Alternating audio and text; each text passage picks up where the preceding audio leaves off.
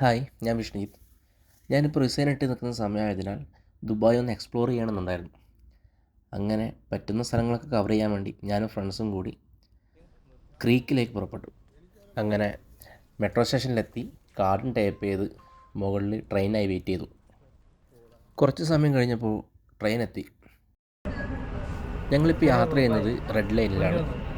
ഇത് കഴിഞ്ഞ് ക്രീക്കിലേക്ക് പോകാൻ നമുക്ക് ഗ്രീൻ ലൈനിലേക്ക് പോകണം. മെട്രോയിൽ കയറിയാൽ ഈ sound കേൾക്കാത്തൊരു ഗൾഫുകാരനുണ്ടാവില്ല. المحطة الأخيرة لهذا القطار هي سنتر بوينت. المحطة القادمة هي برجمان، وهي محطة انتقالية بين خطي الأحمر والأخضر لمترو دبي. The final destination of this train is Center Point. The next station is Burjuman. Green ലൈനിലേക്ക് മാറാൻ വേണ്ടി 2 സ്റ്റോപ്പാണുള്ളത്, ബുർജുമാനും യൂണിയനും. ബുർജുമാൻ കുറച്ചും കൂടി അടുത്തായതിനാൽ അവിടെ വെച്ച് ഗ്രീൻ ലൈനിലേക്ക് മാറി. റെഡ് ലൈനിലെ അപേക്ഷിച്ച് ഗ്രീൻ ലൈനിൽ തിരക്കുണ്ടാവില്ല, ആൾക്കാരും കുറവായിരിക്കും.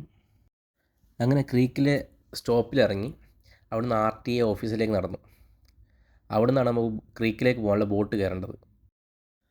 നമ്മളുടെ സെയിം മെട്രോ കാർഡ് തന്നെ നമുക്ക് ഇവിടെയും ടാപ്പ് ചെയ്യാം. 2 ദിർഹംസാണ് വൺ സൈഡ് പോകാനുള്ള ചാർജ്.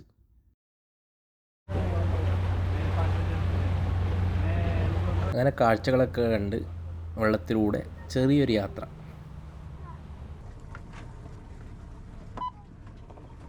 അങ്ങനെ കാർഡും ടൈപ്പ് ചെയ്ത് നമ്മളിറങ്ങി ക്രീക്കിലേക്ക് നടന്നു. അവിടെ എൻട്രൻസിൽ സ്റ്റാഫൊക്കെ ഉണ്ട്. അനാവശ്യമായിട്ട് ആരെയും പുറത്തേക്കും അകത്തേക്കും വിടില്ല. എത്തിയ ഉടനെ അവർ പറഞ്ഞു വിശക്കുന്നു. അപ്പോൾ നേരെ KFCയിലേക്ക് വിട്ടു. അവിടുന്ന് ഫുഡും തട്ടി. ഓഫർ നോക്കി ചെറിയൊരു കോംബോ എടുത്ത് അവിടുന്ന് അടിച്ചു. അങ്ങനെ പതിയെ പുറത്തേക്ക് നടന്നു, കാഴ്ചകളൊക്കെ കണ്ടുകൊണ്ട്. അതിനിടെ ഇവർക്ക് ഫോട്ടോഷൂട്ടിന് തിരക്കായിരുന്നു. ഒരു സൈഡിലാണെങ്കിൽ നിറയെ ഫോട്ടോ എടുക്കാനായി ഒരുപാട് ഐറ്റംസ് ഉണ്ടായിരുന്നു. മറുവശത്താണെങ്കിൽ വെള്ളവും ബിൽഡിങ്ങുകളും അസ്തമയമൊക്കെ മറ്റൊരു വൈബ്. ചിലപ്പോൾ മറുവശത്ത് നടക്കുന്ന കൺസ്ട്രക്ഷൻ വർക്കുകൾ കാണാതിരിക്കാൻ കൊണ്ട് മറച്ചതും ആവാം ഈ കാണുന്നതൊക്കെ. ചൂടായതുകൊണ്ടാവാം അധികം ഒച്ചപ്പാടും ബഹളവും ആൾക്കാരും ഒന്നും ഉണ്ടായില്ല. അതുവഴി ഒരുപാട് ചെറിയ ബോട്ടുകളും വലിയ ബോട്ടുകളൊക്കെ ഉല്ലാസയാത്ര നടത്തുന്നുണ്ടായിരുന്നു. നമ്മൾ ഈ ക്യാമറയിൽ കാണുന്ന പോലെയല്ല, നേരിട്ട് കാണുന്ന ഒരു ഭംഗി വേറെ തന്നെയാണ് ഈ പ്രദേശങ്ങൾക്ക്.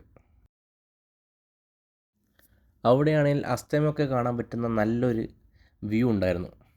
അതൊരു ചെറിയൊരു ഷിപ്പിൻ്റെ ഒരു മോഡലായിരുന്നു.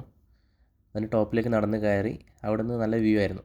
പക്ഷെ നമ്മളവിടെ എത്തുമ്പോഴേക്കും ഏകദേശം സൺസെറ്റൊക്കെ പോയി, സൂര്യൻ താണിരുന്നു. ഞാനിവിടെ മുമ്പൊരിക്കൽ വന്നിട്ടുണ്ട്, എന്നാൽ അന്ന് എത്താൻ കുറച്ച് വൈകിയതുകൊണ്ട് തന്നെ ഒന്നിനും സമയം ഉണ്ടായില്ല.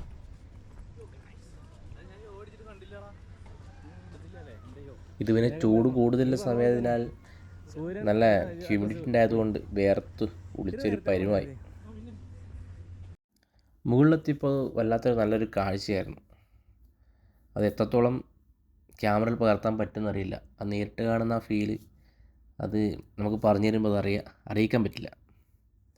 എന്തായാലും കിട്ടുന്ന മെമ്മറി സൂക്ഷിക്കണം, അതുകൊണ്ട് മാക്സിമം പറ്റാവുന്നത്ര ചെയ്തു.